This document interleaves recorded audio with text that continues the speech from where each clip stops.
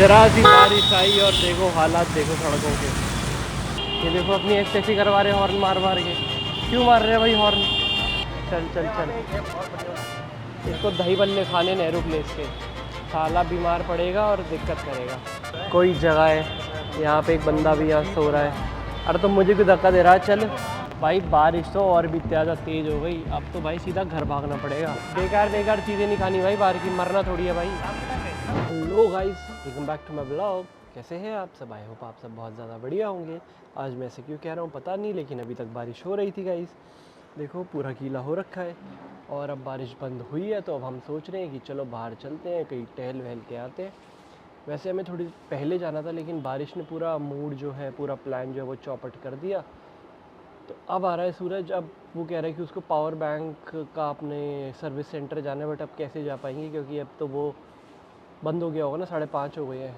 तो अब देखो कहाँ जाते हैं। वैसे आज कुछ मेडिसिन वगैरह लेनी है, देखते हैं अगर वो लेंगे तो हम। दोस्तों कभी कभी तो मुझे ऐसा लगता है कि मेरी ज़िंदगी साला इन लोगों के इंतज़ार करते करते ही बीत जाएगी। भयंकर कहते हैं मैं आ रहा हूँ 15 मिनट में, आधे घंटे में आते हैं भाई। मैं तैयार होके बैठ जाता हूँ, बताओ ये कोई बात हुई?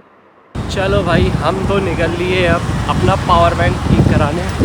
बारिश हुई है तो ट्रैफिक लगना तो लाजमी है, और ऑफिस टाइम हो रहा है तो इस टाइम तो भाई भयंकर ट्रैफिक। अब देखने वाली बात यह है कि हम लोगों को पावर बैंक ठीक कराने का टाइम मिलेगा नहीं मिलेगा। पता नहीं दोस्तों क्यों सारे लोग इतनी तेज़ तेज़ चल रहे हैं, इतनी तेज़ तेज़ चल रहे हैं, पता नहीं कहाँ जाना है इनको।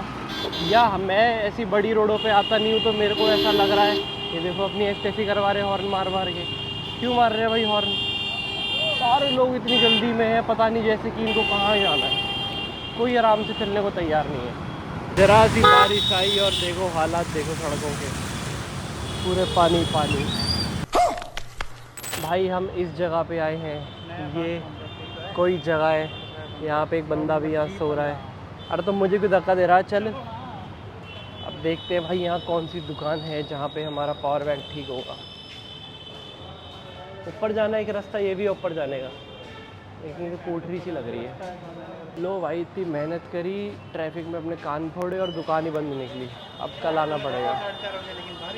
हाँ बारिश हो रही थी, बवासीर मचा दिया बारिश ने। चलते हैं अब यहाँ से। भाई अपना जो काम है, जो हमारा नहीं बना, वो काम करके निकले ही थे, इतने भाई बूंदे पड़ने लग गई यार बारिश की। ऐसा लग रहा है कि अब बारिश होने वाली है। मौसम तो ऐसे ही हो रहा है, बादल तो चारों तरफ लगी गए हैं। अच्छा इन्हें याद आ गया कि यहाँ पे सरकारी काम होता है। गलत काम होते थे दोस्तों हमारे बगल में, हम इस जगह पे हैं अभी, वहाँ पे क्या बताऊँ, सरकार को पता नहीं लगा, अब पता लग रहा है कि वहाँ गलत काम हो रहे हैं। भाई बारिश पड़नी चालू हो गई और जैसे पानी डलते ही लड़कियों का मेकअप धुल जाता है, और बारिश में लड़कियों का मेकअप ऐसे नीचे आने लगता है, मेरी सनस्क्रीन आने लगती है, और वो फिर आंखों में घुसती है, फिर मस्ती है जलन सनस्क्रीन से। भाई बारिश तो और भी ज़्यादा तेज़ हो गई, अब तो भाई सीधा घर भागना पड़ेगा। अब तो घूमा भी नहीं जा सकता क्योंकि बारिश इतनी हो रही है। घूमेंगे भीग गए, बीमार हो गए तो और आफत आ जाएगी, काम वाम सब रुक जाएगा। चलो दोस्तों घर पे मिलते हैं हम सीधा डायरेक्ट। भाई उतनी सी देर से 1 मिनट पहले ही ज़्यादा तेज़ हो गई बारिश, ये देखो, और भीग गए भाई, भीग गए। देखो अपर बॉडी पूरी भीग गई। इधर रुके हैं अब फ्लाईओवर के नीचे। अब जब बारिश बंद हो जाएगी फिर निकलेंगे यहाँ से। ओ भाई फाइनली थोड़ी सी बारिश रुकी, और इतनी बारिश में ही हम घर चलते हैं फटाफट। यार हम नेहरू प्लेस गए थे लास्ट टाइम। हाँ दिमाग में आया ही कि नहीं बंदे खाने का। अबे चल, लेकिन हम शाम के खाते बेकार बेकार चीज़ें नहीं खानी भाई, बाहर की मरना थोड़ी है भाई। शाम के टाइम गए थे ना मीटिंग, हाँ तो खत्म ही आते हैं। चल चल चल, ये बहुत बढ़िया बनाते हैं। इसको दही बल्ले खाने नेहरू प्लेस के। साला बीमार पड़ेगा और दिक्कत करेगा। चलो दोस्तों भीग गए थे भाई पूरा। मैंने तो कपड़े चेंज कर लिए हैं, सूरज ने भाई कपड़े चेंज नहीं करे हैं, वो तो भीगा ही पड़ा है। चेंज करने के कपड़े होने भी चाहिए। हाँ जब तक घर जाएगा, जब तक बारिश बंद हो जाएगी तो सूख भी जाएगा। तो दोस्तों अभी मेरे दिमाग में एक ऐसी आया कि वे प्रोटीन जो है उसका प्राइस भाई बहुत, ओ माय गॉड यस, उसका प्राइस बहुत बढ़ता जा रहा है, बढ़ता जा रहा है, बढ़ता जा रहा है। तो मैं ये हाँ चल लेंगे। तो मैं ये सोच रहा हूँ कि देखा जाए कि ये वे प्रोटीन का सच क्या है। पहले मैं इसकी रिसर्च कर लेता हूँ और आपको सारा वे प्रोटीन का सच बताऊँगा। फिर कुछ रिसर्च आ रही है मेरे दिमाग में।